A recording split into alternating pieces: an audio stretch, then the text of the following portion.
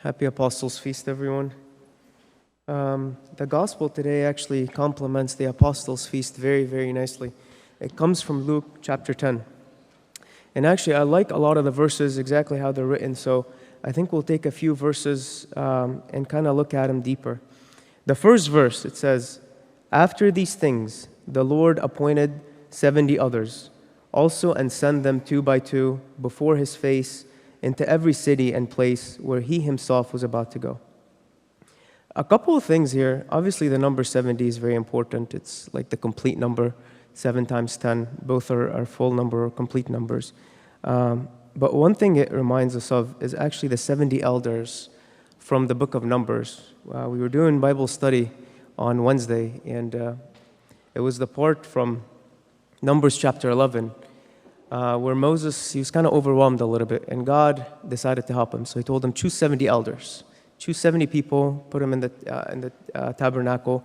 And he took the spirit of Moses, it says, and he kind of gave it to all of them. So it reminds us of that. It also kind of reminds us of the Jewish Sanhedrin. I think the Jewish Sanhedrin had 71 or 72, depending on where you look. And actually, the number of the apostles is 70, but some manuscripts has 72. And even some of our hymns sometimes will say 72. So it kind of reminds us of that. The Sanhedrin was the highest court in the Jewish law. They're actually the people that tried Jesus. So it's kind of interesting. About 70 people went all about telling Jesus is coming, and about 70 people condemned Christ to death and turned him to Pilate and turned the people even against him, saying, crucify him. But what's interesting about this verse, and actually about the Gospels in general, we don't know their names in the Gospels. They don't mention any of their names. They just say 70 apostles or 70 disciples, and they just went. Even until the 4th century, Eusebius of Caesarea says there's no list of the 70 disciples in circulation anywhere. So obviously, by tradition, he does mention a few that came by tradition, and we kind of know them through church tradition and even some other writings. But in the Gospels themselves, he just talks about the 70 apostles without mentioning their names, any of their names whatsoever. And it kind of helps us to understand what the gospel writers are focused on, what the evangelists want to tell us. It's not about who is doing the service, but rather what are they doing. It's not about the actual servant himself, but rather about who is actually using him to serve. And this is kind of obvious even from the writing of St. Paul. In 1 Corinthians 3:6, he says, I planted, Apollos watered, but God gave the increase. So then neither he who plants is anything, nor he who waters, but God who gives the increase. In 1 Corinthians 3:6 and 7. So Paul was very aware that, you know what, it's not about me. Yeah, Paul is a great apostle, and we read today about his kind of defense as an apostle. He's an amazing apostle. But at the end he says, it's not about me. It's not about who planted. It's not about who preached. It's not about who's taking care of it. It's really about him. And it's a good lesson. Even just from the first verse, it's a good lesson. It shows us that as servants, or as Christians in general, all Christians are servants. It's not really about people getting to know all the amazing things we're doing as much, or getting to know our names, or getting fame, or getting publicity. Or it's not about, oh, this is my service. It's more about him. If people don't know that I'm good, it's okay, as long as they know that he is good. And Christ goes on. Verse 2, he says, then he said to them, the harvest truly is great, but the laborers are few. Therefore, pray to the Lord of the harvest to send out the laborers into his harvest. This actually goes really well with the end of the verse 1, where he sent them 2 by 2. He wants to make sure they're kind of working in teams. He wants to make sure that service is not a single person or a single entity. It's always a group effort, even if that group is just 2 people. Even if that group is just 2 people. The harvest is great, but the laborers are few. Back to actually Numbers chapter 11. When they chose the 70 elders, there were 2 people that didn't go to the tabernacle. God told Moses, choose 70 elders, put them in the tabernacle, and I will send my spirit on them. And 2 people kind of ignored it. They just didn't go. But God actually gave him the spirit anyway. and made them judges in Israel anyway. And so Joshua went to Moses and he's like, wait, time out. Those two people didn't deserve it. They didn't do as you told them. They didn't actually go to the tabernacle. And Moses tells him something that's beautiful. He tells him this. Then Moses said to him, are you zealous for my sake? Oh, that all the Lord's people were prophets, and the Lord would put his spirit upon them. In Numbers 11:29. So that's the example of a good servant, of one that understands the service. It's really about the mission. It's not about me or who's worthy and who's not worthy. Moses wishes that all people were prophets. Everybody. He wishes everybody was at the top of the prophecy. He wishes everybody had the prophet and the Spirit of God. He wishes everybody had the Spirit to serve and judge and righteousness. He wishes everyone had that. He doesn't care too much whether they're worthy or not. Obviously, he wants people that are reputable, people that can do the job. He chose the 70 elders for a reason. I mean, he personally chose them. But at the end of the day, it's really about the service. He wishes everyone could partake of the service. It's not really about him or him getting credit. It's not, oh yeah, Moses is judging the people. Moses is leading the people. Well, now it's going to be the group of elders are judging the people. The group of elders are leading the people. And he's totally okay with it. One thing that actually Abuna Dawood Lamai kind of says is every Christian is a servant. Every Christian is a servant. It doesn't matter what the title is, what the rank is, every Christian is a servant. It doesn't matter if you have the official title servant or official title Sunday school teacher or whatever it is. Every Christian is a servant. And he actually says in the liturgy itself, we proclaim this. In the liturgy, we say, we worship you, we serve you, right? In the litanies, we say, we remember the orphans, the travelers, the strangers, the widows. So he's asking, are we remembering the orphans, the widows, the travelers in our service, in our daily life? Do we serve him, or are we just saying that?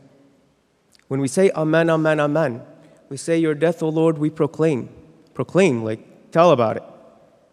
Are we proclaiming? Your resurrection, we confess. Well, are we confessing it? And he asks these questions. He says, every Christian is a servant. Every Christian is a preacher. Every Christian is an evangelist to an extent. We have to proclaim the good news.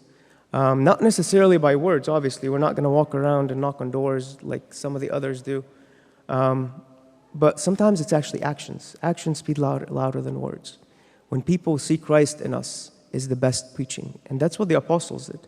They left everything and they went. Of course, they talked, but they showed. They did miracles, they healed, they did a lot of actions. Now, verse 3. We won't go through all the verses, I promise. I think I just picked 4 or 5. He tells them this. Go your way, behold, I send you out as lambs among wolves. St. Cyril of Alexandria tells us that Christ himself is our shepherd. Christ himself is our shepherd. So therefore, we don't fear. We're not scared. Even when we're surrounded by wolves, we know that he's protecting us. It's interesting, though, that even from the first century, from the first kind of mission, when he sent the disciples, he said something similar. Actually, it's in Matthew chapter 10. He kind of adds to it a little bit. He says, behold, I send you as sheep in the midst of wolves. Be wise as serpents and innocent as doves, in Matthew chapter 10. So from the first commission, he kind of tells them that you're sheep amongst wolves. He's not really too concerned about the security of the church. He's not really too concerned about how safe it's guarded.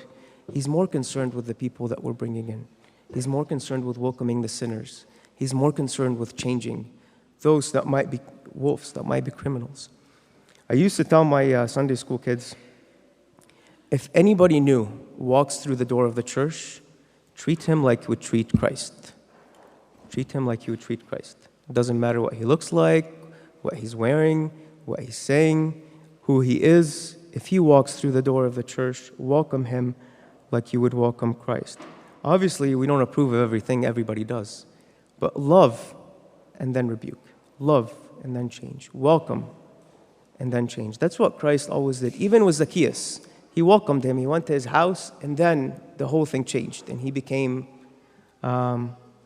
very giving rather than a thief and a criminal. Even as criminals, even the wolves, we allow to be among us, as long as they're willing to repent. Saint Shenouda, actually, his feast is today. He says something kind of almost opposite, but not really. He says, don't let the sinners be in the church. We can't have a church of sinners. We can't have the church like the outside world. It doesn't work. And what he means by that is we can't let the church, we can't let people that want to continue as sinners in the church, right? Whoever comes to church wants healing. St. John Chrysostom tells us the church is not a museum for the righteous. It's a hospital for the sinners.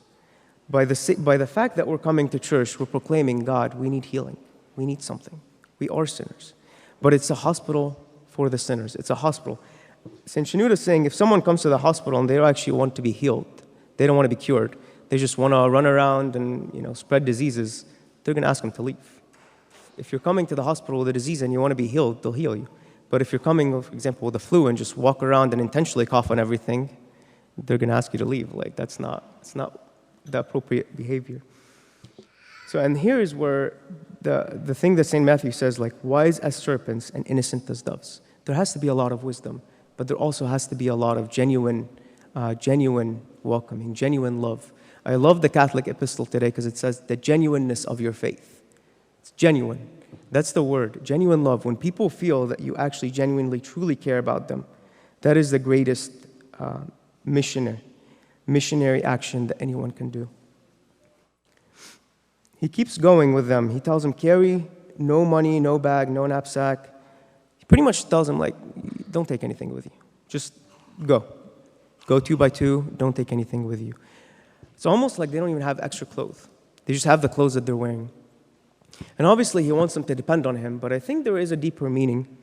We were actually studying Wednesday morning. So Wednesday night was the Bible study from Numbers. Wednesday morning was the Bible study from Job. And Abuna mentioned something actually really nice. There's a verse in there that says, put on righteousness. I put on righteousness. This is Job speaking. I put on righteousness, and it clothed me. My justice was like a robe and a turban. Job 29:14. And Abuna Daniel made the point that his righteousness was like a robe around him. Before he left the house, he had the righteousness on. It was part of him. His service became part of who he is. Obviously, we thank God for the clothes we wear, for the food he gives us, for everything he gives us. It's almost like a gift from God. So he's saying our service is a gift from God.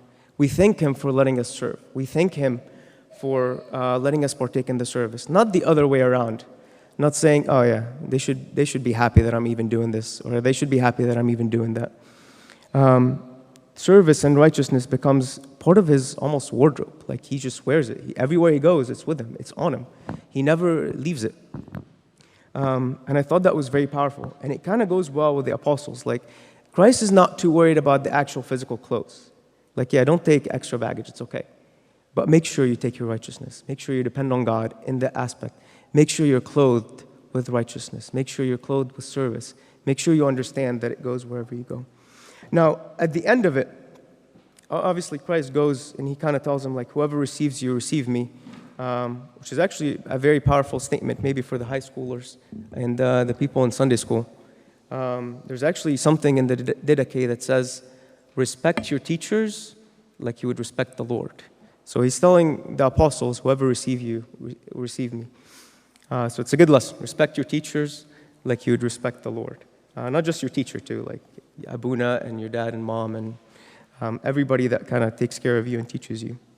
Respect them like you would respect Christ himself. Now, at the end, the 70 come back, and they're so happy. They're telling him, we did all these things, we preached about you, even the demons were coming out at your name. And Christ kind of takes him to the side, and he tells him, I saw Satan fall. He tells him, I saw Satan fall like lightning from heaven. Behold, I give you the authority to trample on serpents, scorpions, over all the power of the enemy, and nothing by any means shall hurt you. It's a huge proclamation. Satan cannot overcome a church that is united. Satan cannot overcome a service that is truly selfless, where the people don't really care about their name or fame or reputation. They care about the service that is going.